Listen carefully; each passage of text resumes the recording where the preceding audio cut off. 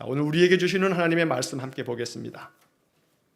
오늘 우리에게 주시는 하나님의 말씀은 에베소서 5장 1절과 2절의 말씀입니다. 에베소서 5장 1절과 2절의 말씀을 봉독하겠습니다. 그러므로 사랑을 받는 자녀같이 너희는 하나님을 본받는 자가 되고 그리스도께서 너희를 사랑하신 것 같이 너희도 사랑 가운데서 행하라. 그는 우리를 위하여 자신을 버리사 향기로운 제물과 희생 제물로 하나님께 드리셨느니라. 아멘. 주님의 은혜와 평강이 가득하시길 축복합니다. 우리 옆에 뒤에 앞에 분하고 한번 인사 한번 나누겠습니다. 축복합니다 하고 인사 한번 하겠습니다. 이번 한 주간도 주님과 동행하는 삶을 살아가시기를 간절히 축복합니다. 새벽 기도회는 내일서부터 또 다시 이어서 시작이 됩니다. 내일 아침에 또 새벽 기도회도 여러분 또 참여하시면 되겠습니다. 자, 오늘 에베소서 5장 1절과 2절 짧은 말씀을 본문으로 정해서 말씀을 나누는데 오늘 말씀의 제목을 하나님을 본받는 자라고 이렇게 말씀을 제목을 정했습니다. 하나님을 본받는 자. 본문 1절 말씀에도 포함되어져 있는 그런 말씀입니다. 너희는 하나님을 본받는 자가 되고 라고 하는 말씀을 우리가 보게 됩니다. 자, 여러분 에베소서라고 하는 책을 우리가 좀 읽고 있습니다. 이번 주 금요일쯤이면 이제 에베소서가 다 끝나게 됩니다. 이 에베소서를 읽으면서 우리가 마음속에 꼭 기억해야 할 것은 뭐냐면 이 에베소서는 그리스도인이 뭔가, 그리스도인으로 사는 게 어떻게 사는 것인가, 내가 그리스도인인데, 내가 기독교인인데 나는 기독교인으로서 어떻게 살아가야 될 것인가 라고 하는 것에 대해서 에베소서는 우리에게 길을 가르쳐 줍니다. 이렇게 살아가는 것이 기독교인의 삶이다 라고 이렇게 알려주는 것입니다. 자, 1장부터 3장까지의 말씀에서는 기독교 신앙의 교리적인 측면을 이야기하고 4장부터 6장까지 나머지 이제 반은 기독교 신앙인으로서 그리스도인의 삶이 어떠해야 하는가라고 하는 실천적인 그런 삶의 모습들을 우리에게 제시하고 있습니다. 우리가 4장을 읽으면서 이제 4장 1절에서 어떤 말씀이 있었냐면 부르심을 받은 일에 합당하게 행하라 하는 말씀을 보았는데 우리가 하나님께로부터 부르심을 받았으니 그 부르심에 합당하게 살라라고 하는 말씀을 바울이 권면하면서 이제 하나님께서 우리를 부르셨으니 부르심에 합당한 삶이 어떤 삶인지를 4장, 5장, 6장에서 쭉 말씀을 하고 있는 것입니다. 자, 바울은 우리에게 이렇게 이야기합니다. 그리스도의 장성한 분량에 이를 때까지 계속해서 항상 자라야 한다라고 말씀하는 겁니다. 사실 우리의 육신은 자라는 것이 한계가 있죠. 보통은 청소년기, 청년기까지 우리의 몸이 자랍니다. 그렇게 성장하고 난 다음부터는 우리의 몸은 그 자라남이라고 하는 것이 이제 거기서 멈추게 되죠. 자, 그러나 우리가 인생을 살아가면서 한도 없고 끝도 없이 자랄 수 있는 게 있는데 그게 뭐냐면 우리의 마음 심령입니다. 그래서 이 바울이 이 에베소서를 통해서 그리스도의 장성한 분량이 충만한 데까지 이르라라고 하는 것은 우리의 육신의 모습이 아닌 우리의 마음, 우리의 심령의 모습이 예수님 장성한 분량까지 성장하라고 바울은 우리에게 말씀하고 있는 것입니다. 그래서 바울이 우리에게 제시하는 것은 뭐냐면 그래서 날마다 옛사람을 벗어버리고 새 사람을 입으라 라고 말씀하는 겁니다. 자, 어제의 나는 옛사람입니다. 오늘의 나는 새로운 사람입니다. 여러분 어제의 나하고 오늘의 나를 비교하면서 우리는 항상 새날을 맞이하면서 어제의 나보다 오늘의 나 자신이 하나님 보시기에 야, 너 어제보다 오늘이 더 좋구나 라고 이렇게 칭찬받는 삶을 살아갈 것을 바울이 이야기하고 있는 것입니다. 그래서 항상 우리의 삶에서 늘 우리 인생들은 안타깝게도 자꾸 삶을 살아가면서 항상 내 주변에 있는 어떤 사람들하고 자꾸 비교를 하게 되는데 그러다 보게 되면 자꾸 내 마음이 발전되기보다는 자꾸 마음이 주눅이 들고 낙담이 되고 마음에 불평도 생기고 원망도 생기고 그렇습니다. 그러나 하나님께서 우리에게 말씀하시는 옛사람을 벗어버리고 새 사람을 입으라 하는 이 말씀의 권면을 마음 깊이 묵상하면서 발견해야 될 사실 하나는 어제의 나보다는 오늘의 내가 하나님 앞에서 더 온전한 사람이 되어지기 위해서 늘 부단히 힘쓰며 기도하며 살아갈 때 하나님의 은혜가 우리의 삶에 더 풍성하게 임할 줄로 믿습니다. 자, 추석 명절을 보내고 있습니다만 여러분, 이 추석 명절에 가장 합당한 성경책이 뭘까 생각하면요, 사실은 에베소서가 딱 적합한 말씀입니다. 왜냐하면 지난 한 주간 동안에도 여러 차례 말씀을 드렸습니다만 에베소서에서 중요한 단어가 하나가 있는데 그 중에 하나는 풍성함이라고 하는 단어라고 말씀드렸죠. 에베소서는 다른 성경에는 없는 풍성함이라고 하는 단어가 매우 강조가 되어 있습니다. 은혜의 풍성함, 풍성함에 대한 이 단어가 여러 번 반복되면서 바울은 그리스도인으로서 우리 성도가 하나님의 은혜를 마치 우리가 한가위 추석의 그 보름에 가득 참처럼 풍성한 하나님의 은혜를 누리며 살아가기 위해서 어떻게 해야 할 것인가? 옛사람을 벗어버리고 새사람을 입으라 라고 바울은 이 에베소서를 통해서 우리에게 매우 강조하여 말씀하고 있는 것입니다. 자, 이제 그런 점에서 이제 오늘 성경의 본문 5장의 말씀으로 넘어오면서 5장 1절부터 7절까지가 오늘 매일 성경 본문입니다만 오늘 말씀은 1절과 2절 두 구절만 생각해 보려고 합니다. 자, 여기 1절 말씀을 보시게 되면 그러므로 사랑을 받는 자녀같이 너희는 하나님을 본받는 자가 되고 라고 말씀합니다. 자, 그 앞에 이제 4장의 모든 이야기를 다 담고 있는 것이 그 5장 1절의 그러므로 라고 하는 말입니다.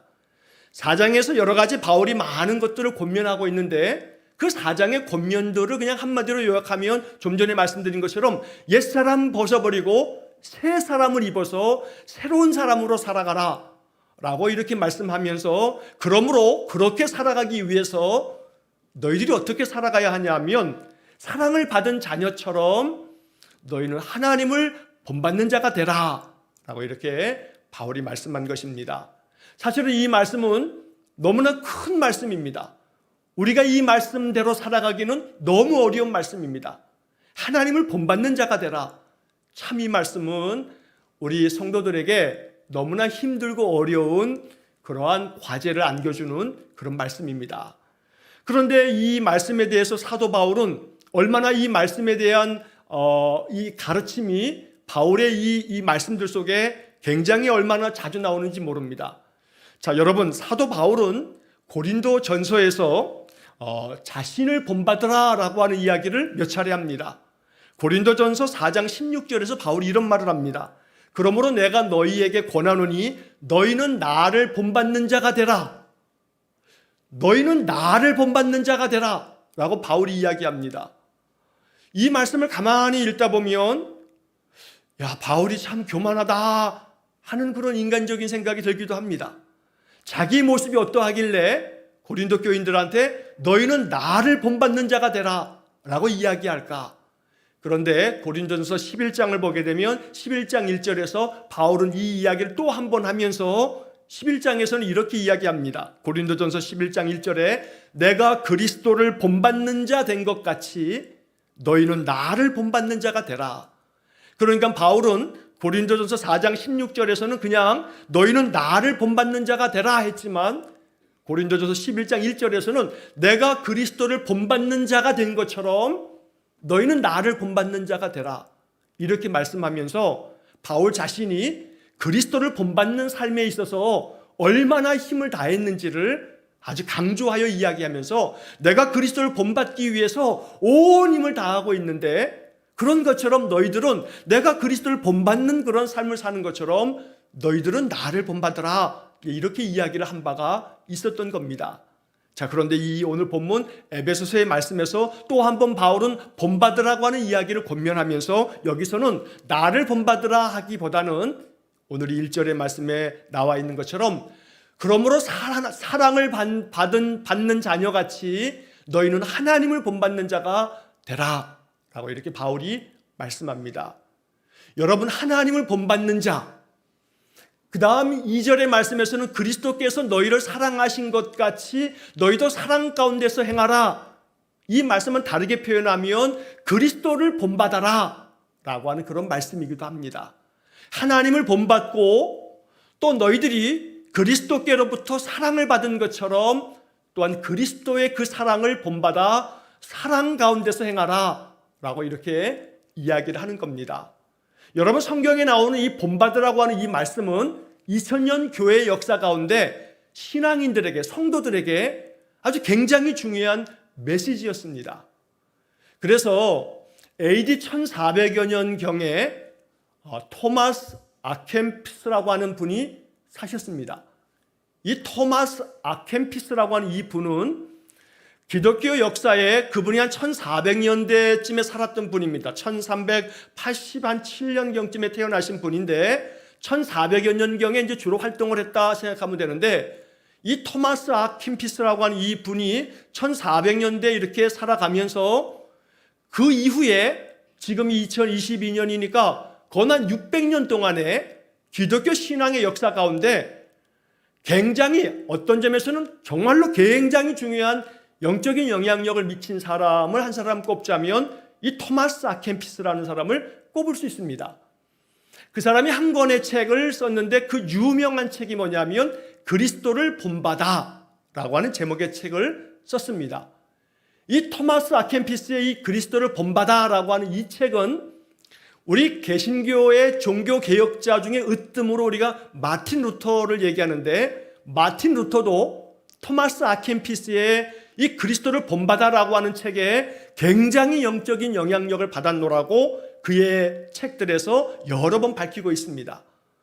여러분, 감리교를 창시한 분으로 우리가 알고 있는 것이 요한 웨슬레인데, 이 요한 웨슬레도 가장 중요한 영적인 은혜를 가져다주는 책은 성경 다음으로 토마스 아켐피스가 쓴 그리스도를 본받아라고 하는 책이라고 강조한 바가 있습니다. 그만큼 이 그리스도를 본받아라고 하는 이 삶은 아주 대단히, 그가 이 책을 남기고 난 후 거의 한 600여 년 동안의 기독교 신앙에서 굉장히 중요한 그런 영적인 역할을 했던 책입니다.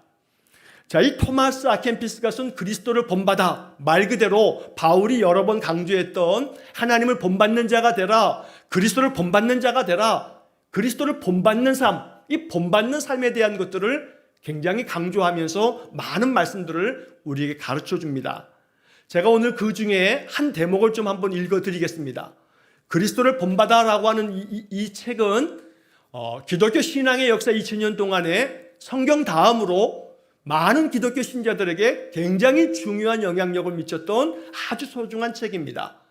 오늘 제가 이렇게 말씀을 나누면서 여러분들에게 한번 권면합니다. 여러분, 그리스도를 본받아라고 하는 책을 한번 구입하셔서 이 책을 한번 천천히 한번 읽어가 보시기를 권면합니다.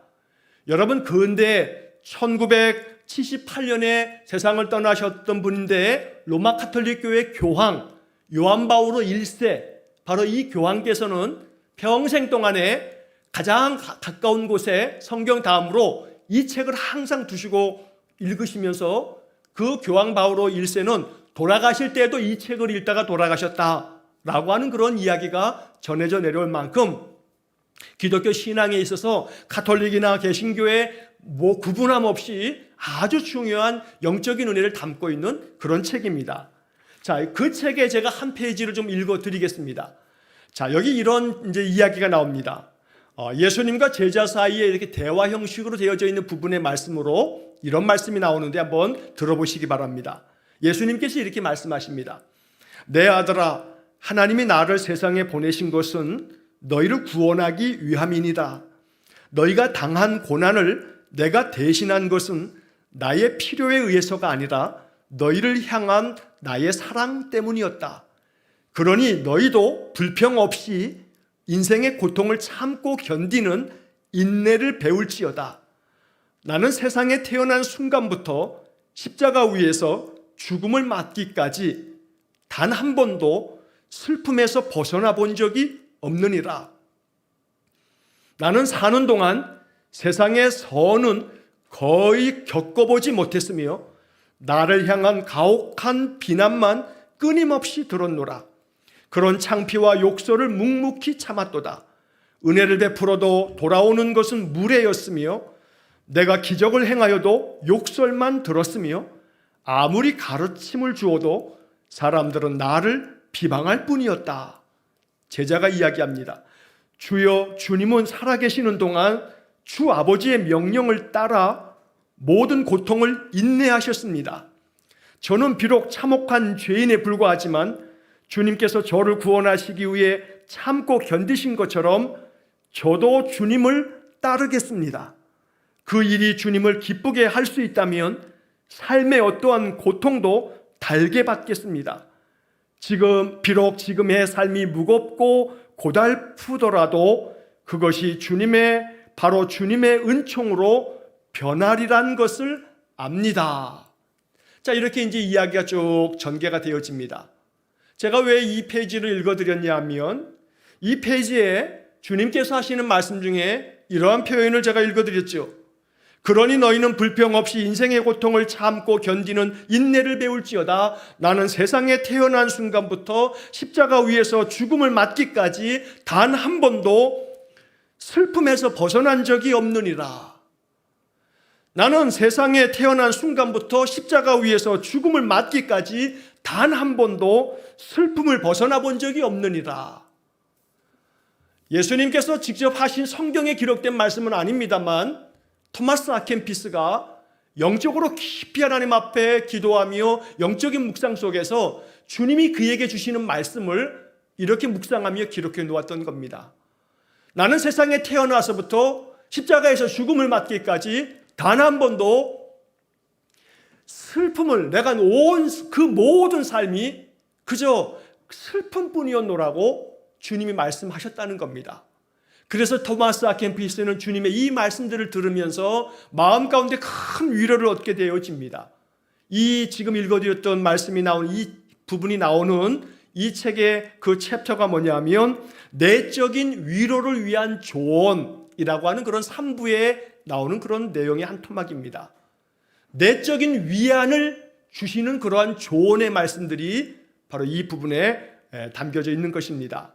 그리스도를 본받는 삶을 살아감에 있어서 우리의 삶 속에 바로 예수 그리스도를 본받는 삶이 될 때 인생의 삶, 바로 이 토마스 아켄피스가 묵상하면서 적어놓았던 이 책의 한 구절처럼 인생의 삶 속에서 끊임없이 겪게 되어지는 많은 고난과 아픔과 또 그 슬픔들 속에서도 그리스도를 본받아 묵상하면서 살아갈 때 거기서 내적인 위로를 얻으면서 새로운 소망을 발견하고 어떻게 살아가는 것이 주님의 기쁨이 되는 삶이 될 것인가 라고 하는 것들을 깊이 묵상하면서 토마스 아켄피스는 우리에게 여러 가지 많은 권면의 말씀으로 그리스도를 본받아 살라고 말씀하였던 것입니다.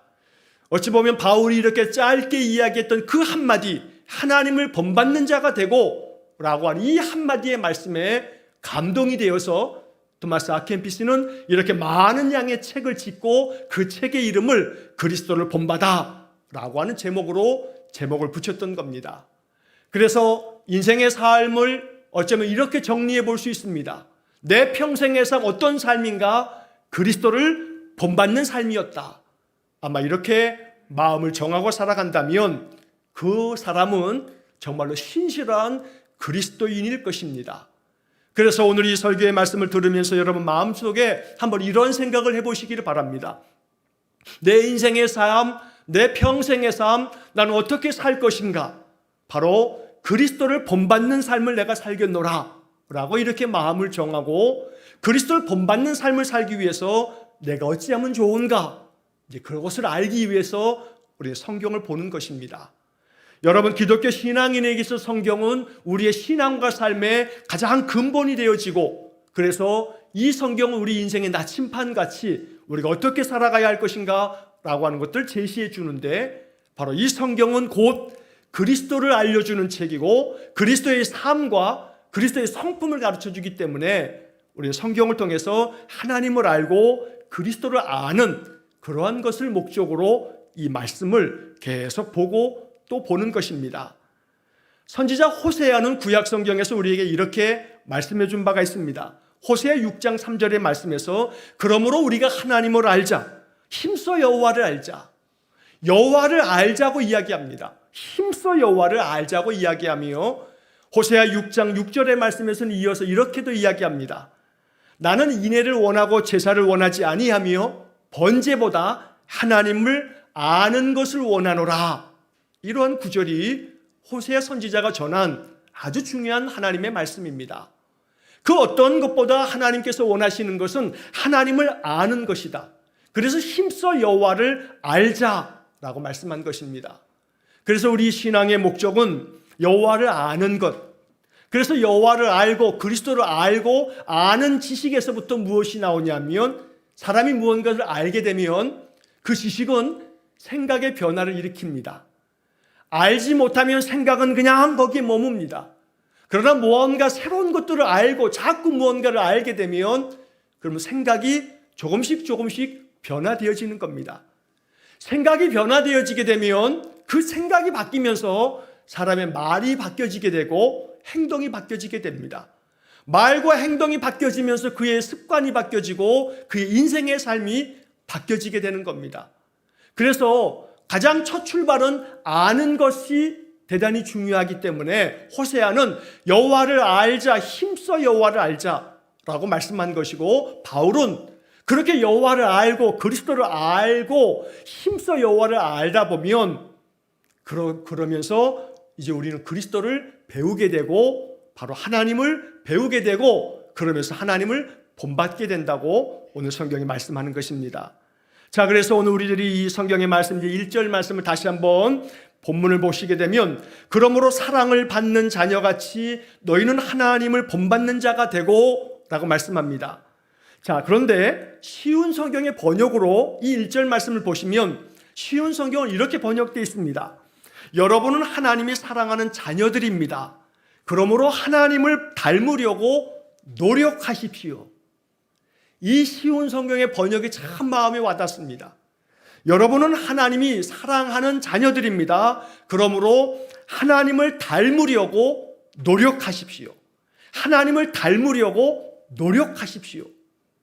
이것이 그리스도인의 모습이라는 겁니다. 내가 그리스도인으로 산다는 것은 하나님을 닮으려고 노력하는 그러한 삶을 사는 것. 이게 바로 하나님께서 기뻐하시는 삶이고, 그렇게 살아갈 때 바울이 에베소서에서 약속하고 있는 놀라운 축복이 뭐냐 하면 은혜의 풍성함을 하나님께서 우리에게 베푸신다는 겁니다.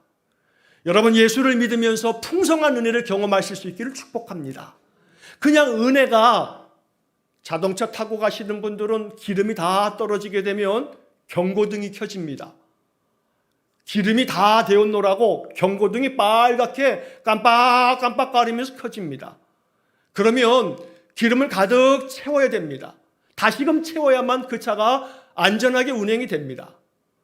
제가 전에도 한번 말씀드렸습니다만, 제가 어느 해 겨울에 가족들과 함께 이렇게 가다가 경고등이 켜져서 이제 기름을 넣어야겠다 하는데 그냥 넣어야지 하다가 소위 말해서 앵꼬가 났습니다. 기름이 떨어지게 되면요, 차가 안 나갑니다. 눈이 내리는 겨울에 길가에서 그냥 차가 그냥 탁 쓴 겁니다. 그때까지 차가 왜 섰지? 근데 순간 보니까 빨간 등이 계속 켜져 있었던 겁니다. 근데 제 차, 교회차 요 앞에 그 경고등이 밑에 이렇게 돼 있거든요. 근데 그 위에 제가 어떤 물건을 이렇게 놔가지고 그 물건 하나가 이렇게 있는 것 때문에 경고등이 잘 안 보였던 거예요. 경고등이 안 보이다 보니까 그냥 가도 되는 줄 알고 가다가 엑셀을 밟아도 얘가 안 나가는 거예요. 그래서 멈춰 서가지고 길 한가운데서 깜빡이 켜놓고 뒤에 오는 차들은 이렇게 건너가라고 그러면서 간신히 이 보험센터, 보험회사에다 전화해가지고 긴급 주의를 받아가지고 주의를 받고 난 다음에 비로소 차가 나아갔습니다. 인생의 삶에서 하나님께서 오늘 우리에게 주시는 그런 삶이 풍성하게 임하면 그저 걱정 없이 인생의 삶을 달려가면 됩니다. 그러나 내 인생의 삶, 영적인 삶이 달려가다가 엑셀을 밟아도 나아가지 않는다면, 엑셀을 밟아도 나아가지 않으면 점검해 보아야 할 것 중에 첫째는 기름이 바닥난 것은 아닌가라고 하는 것을 점검해 봐야 합니다. 하나님의 은혜가 내 심령 속에 그냥 바닥이 나가지고 아무리 엑셀을 밟아도 나아가지 않는 차처럼 내 마음이, 내 삶에 어느 것 하나 부족함이 없음에도 불구하고 내 안에 만족함이 없고 감사가 없고 행복함이 없다면, 그러면 영적인 그런 하나님의 은혜의 기름이, 성령의 기름이 내 마음속에 앵꼬가 난 거죠, 그냥. 그래서 엑셀을 밟아도 나아가지 않는 겁니다. 어느 것 하나 부족함이 없어요. 가족들이 다 평안해요. 건강해요. 뭐 삶에서 어떤 문제들은 없어요. 그런데 마음은 괜히 그냥 뭔가 허전하고 허무하고 마음이 그냥 착잡하게 가라앉아 있고 영적인 은혜가 풍성하지 못할 때 생겨지는 그러한 모습일 겁니다. 그래서 에베소서가 이야기하는 은혜의 풍성함을 우리가 늘 바라면서 또 그것을 누리면서 살기 위해서는 바로 내 안에 하나님의 은혜가 풍성하게 임해야 하는데, 그러기 위해서 바울이 에베소서를 통해서 우리에게 제시하고 있는 것은 하나님을 본받는 자가 되라. 하나님을 닮으려고 노력해라. 바로 이것이 너희들의 마음속에 성령의 기름을 그 심령 가운데 가득가득 채우는 길이라고 바울이 제시하고 있다는 것입니다.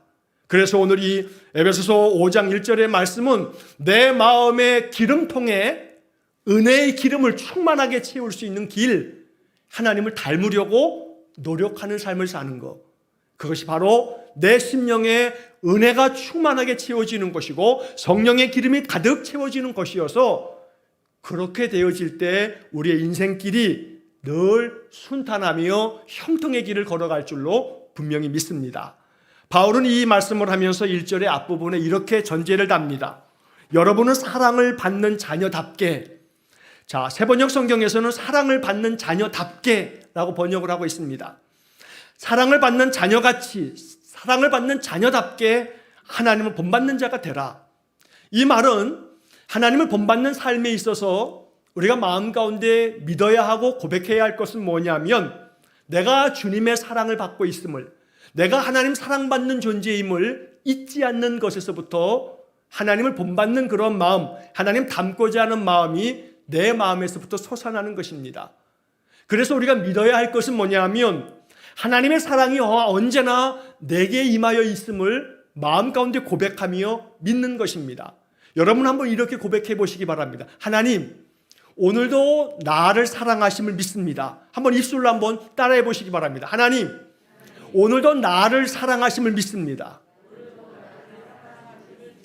마음 가운데 하나님, 오늘도 나를 사랑하심을 믿습니다.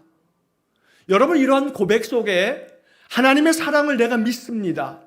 그 사랑이 나로 하여금 하나님을 닮는 삶이 되어지도록 내 마음을 주장해 주십시오라는 기도가 오늘 이 성경 1절을 읽으면서 우리에게 필요한 것입니다. 하나님의 사랑을 느낄 수 있는 것, 그것은 내 마음속에 입으로 고백함을 통해서 하나님의 사랑이 믿어지게 되고 느껴지게 되고 또 깨달아지게 되고 발견되어지는 것입니다.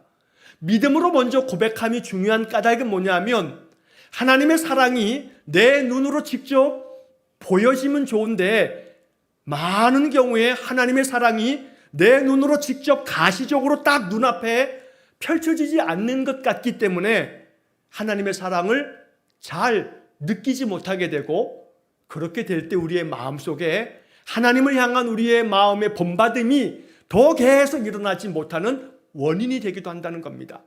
그래서 마음 가운데 믿음으로 고백해야 할 중요한 사실 하나는, 내가 이렇게 오늘도 살아있음, 내가 오늘도 하나님 앞에 믿음으로 살아가는 이 삶에 대한 모든 것, 내게 주어진 삶의 여러 가지 모든 인생의 삶이라는 것이 하나님의 사랑 가운데 주어진 것임을 믿음 가운데서 고백하는 그 믿음의 고백은 하나님의 사랑을 마음 가운데 깊이 느끼게 하는 아주 중요한 발단이 된다는 겁니다. 그래서 마음속에 믿음으로 고백하실 때 오늘도 내가 하나님의 사랑을 더 깊이 알기를 원합니다.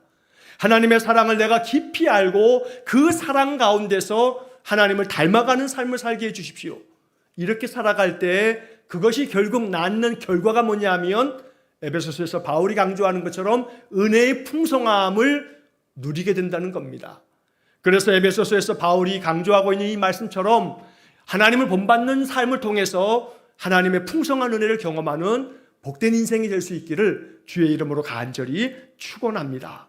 자, 2절의 말씀에 보면, 그리스도께서 너희를 사랑하신 것 같이 너희도 사랑 가운데서 행하라. 그는 우리를 위하여 자기를 버리사 향기로운 제물과 희생 제물로 하나님께 드리셨느니라. 예수님께서 너희를 사랑하신 것처럼 너희도 사랑 가운데서 행하라. 이것이 하나님을 닮아가는 삶을 살아가는 성도의 모습이라고 바울이 가르쳐주는 것입니다. 그러나 이 2절의 말씀이 참 힘듭니다. 참 어렵습니다. 성경은 계속해서 사랑하라고 우리에게 요구하고 있지만, 그러나 이 사랑하는 삶이라고 하는 것이 얼마나 힘들고 어려운 것인가를 우리가 삶 속에서 점점 더 알게 됩니다. 왜냐하면 예수를 믿은 세월이 많습니다만 사랑의 마음이 점점 더 커지기보다는, 우리의 마음속에 사랑이 더 커지는 것보다는 마음 가운데 원망하거나 미워하는 마음, 내 마음 가운데 섭섭한 마음이 들어가는 그런 마음들이 점점 더 많아지지, 사랑의 마음이 점점 더 많아지지 못하는 우리의 모습을 보게 됩니다. 그래서 오늘 이 2절의 말씀은 그리스도께서 너희를 사랑하신 것 같이, 결국은 이게 열쇠가 되는 겁니다. 그리스도께서 너희를 사랑하신 것 같이, 이 사랑을 깨닫고 발견하고 느낄 때에 비로소 우리의 마음 가운데 사랑의 마음이 생겨지기 때문에 이 2절의 첫 말씀이 해결되지 않으면 뒤에 나오는 너희도 사랑 가운데서 행하라 라고 하는 말씀이 잘 되어지지 않는다는 겁니다. 그래서 역시 그리스도께서 너희를 사랑하신 것 같이 이 말씀 앞에서 우리는 말씀을 묵상하면서 기도해야 할 것이 있는 겁니다. 결국 사랑을 많이 받은 사람이 사랑하는 법을 압니다. 사랑을 많이 받은 사람이 사랑의 마음이 절로 나옵니다. 많은 것들을 본 사람이 본대로 합니다. 그래서 사랑을 많이 받는 삶이라고 하는 것이 사랑의 삶에 있어서 대단히 중요한 겁니다. 부모가 자녀를 많이 사랑하면 그 자녀는 사랑의 마음을 그냥 고스란히 받아서 세상을 그런 마음을 가지고 살아갑니다. 그러나 그렇지 못할 경우에는 결국은 사랑을 받지 못하고 살아가는 삶 속에는 그 삶이 참으로 황폐해지고 또 무너져 내린 채로 인생을 살아갈 때 사랑을 받아본 적이 없기 때문에, 사랑을 배워본 적이 없기 때문에 사랑의 삶이 그만큼 어렵게 된다는 것입니다. 그래서 오늘 이 성경 2절의 말씀을 통해서 우리가 간절히 기도해야 할 것은, 하나님 날마다 주님의 사랑을 알기 원합니다. 주님의 사랑을 내 삶 속에서 경험하기 원합니다. 간혹 우리 성도님들이 제게 간증을 들려주십니다. 목사님, 제가 지난 주간에 이런 일이 있었는데 하나님이 이렇게 나를 사랑하시는 것을 내가 느꼈습니다 라고 이렇게 그런 종류의 이야기를 말씀하시는 분들이 간혹 있습니다. 제가 그 말씀을 들으면서 마음속에 오히려 제가 은혜가 될 때가 있습니다. 아, 하나님이 이렇게 사랑하셨다는 것을 이렇게 마음 가운데 믿고 고백하고 계시는구나 라고 이렇게 생각이 들어서 제가 그런 말씀으로 권면을 합니다. 하나님의 사랑을 발견하신 것이라고, 그런 일을 겪어도 그게 하나님의 사랑이구나 라고 하는 것을 발견하지 못하는 사람이 있는 반면에, 아, 이게 하나님의 사랑이었구나 라고 발견하는 사람이 있다고. 정말 그렇습니다. 여러분, 내게 주어진 삶에 있어서 내 삶이 이것이 하나님의 사랑이었구나 라고 하는 것으로 발견되어지는 사람, 바로 그 사람 속에 이제 너희도 사랑 가운데서 행하라 라고 하는 말씀이 이루어질 수 있다는 겁니다. 그래서 사랑이라고 하는 것은 내 의지로 되어지는 것이 아니라 하나님께서 내게 주시는 사랑이 가득 넘치고 넘침이 경험되어지고 깨달아지고 발견될 때 저절로 나타나는 마음이 뭐냐면 사랑의 마음이 나타나는 겁니다. 여러분, 성경에 하나님의 성품을 일컫는 많은 말들 중에 굉장히 자주 나오는 하나님의 성품이 있습니다. 하나님은 자비하시다라고 하는 말입니다. 하나님은 자비하시다.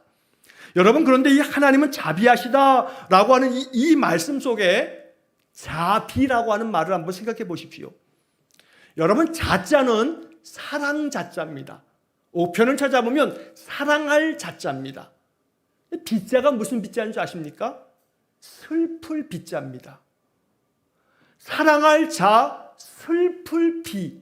이게 자비라고 하는 말의 뜻입니다. 하나님은 자비로우시다라고 하는 표현이 성경에 자주 등장합니다. 여기서 우리가 발견하는 것은 뭐냐면 하나님은 사랑의 하나님이시며 또한 동시에 하나님은 슬퍼할 비입니다. 슬플 비입니다. 하나님은 우리 인생을 바라보시면서 슬퍼하시는 하나님이시라는 겁니다. 여러분, 제가 이 말씀을 준비하면서 이 자비라고 하는 말을 묵상하는 가운데 피자가 슬플 피자라고 하는 이 말씀을 이 글자를 새삼스럽게 발견을 하게 됐습니다. 하나님은 자비하신 분인데 하나님은 사랑의 하나님이시며 자자가 사랑할 자자니까. 근데 피자가 슬플 비. 왜 하나님은 자비하신 하나님이라고 이야기하는가? 그 피자는 왜 슬플 비인가? 그것은 다름 아닌 하나님은 또 다른 성경의 말씀에 여호와는 긍휼이 많으신 하나님이라고 했는데 바로 그 긍휼이라고 하는 것은 슬퍼할 줄 아는 마음입니다. 결국 이 긍휼이라고 하는 것은 하나님의 자비하심이라고 하는 그 빗자는 사람들의 삶의 아픔 속에 같은 마음으로 눈물 흘리며 슬퍼하는 마음, 그게 바로 자비의 마음인 것이고 하나님은 그런 자비의 하나님이라고 말씀한 것입니다. 예수님께서는 요한복음 11장에서 예수께서 눈물을 흘리시더라 라고 하는 말씀을 우리가 읽게 됩니다.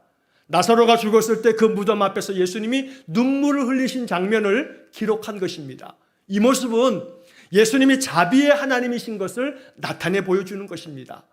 오늘 우리들의 마음속에 이제 이 성경의 말씀을 읽으면서 그리스도께서 너희를 사랑한 것 같이 너희도 사랑 가운데서 행하라, 이 말씀 속에는 결국은 하나님께서 우리를 사랑하신 것, 우리의 아픔과 슬픔에 대해서 같이 눈물을 흘려주시며 슬퍼해 주시는 그 하나님, 바로 그 하나님을 우리가 알고 그 하나님에 대한 믿음으로 하나님을 고백하고, 하나님, 내 삶에 하나님의 사랑을 나려주시고 내 아픔에 대해서는 같이 슬퍼해 주시고 내가 그 하나님을 내 삶 속에서 더 깊이 알기 원하고 만나기 원합니다.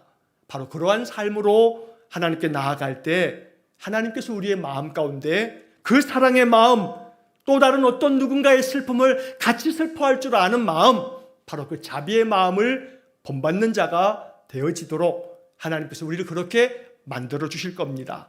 그리스도인은 예수를 믿음으로 되는 겁니다. 그러나 예수를 믿었다고 그 사람이 온전한 그리스도인이 되었나? 그건 아닙니다. 우리의 인생의 평생의 삶 속에 그리스도인은 되어져 가는 과정입니다. 내가 예수 믿어서 교회 나왔다고 그리스도인이 된 게 아니고 그리스도인은 평생에 되어져 가는 과정이라는 것입니다. 그러므로 내가 지금 그리스도인이 되었다라고 말하기보다는 나는 그리스도인이 되어져 가는 과정에 있다라고 말하는 것이 더 지혜롭고 현명한 대답이 될 것입니다. 일평생 그리스도인이 되어져 갈 수 있기를 축복합니다.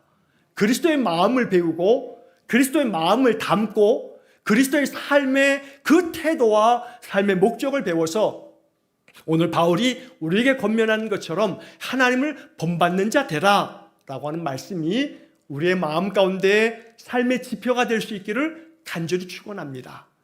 어떤 방향으로 어떤 목적을 가지고 사느냐가 가장 중요한 것입니다. 우리 모든 인생의 목적과 방향은 오직 하나님께로 정해져 있습니다.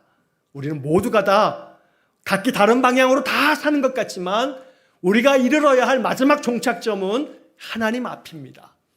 하나님 앞에 서게 됐을 때 하나님 가장 기뻐하시는 사람은 하나님 닮은 사람입니다.